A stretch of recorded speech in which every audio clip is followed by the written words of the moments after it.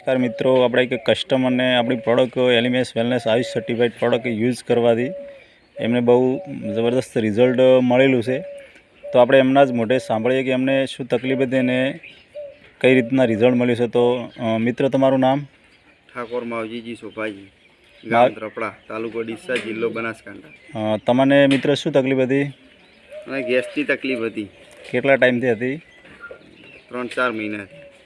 ગેસની તકલીફ થવાથી તમને શું શું તકલીફ થતી હતી?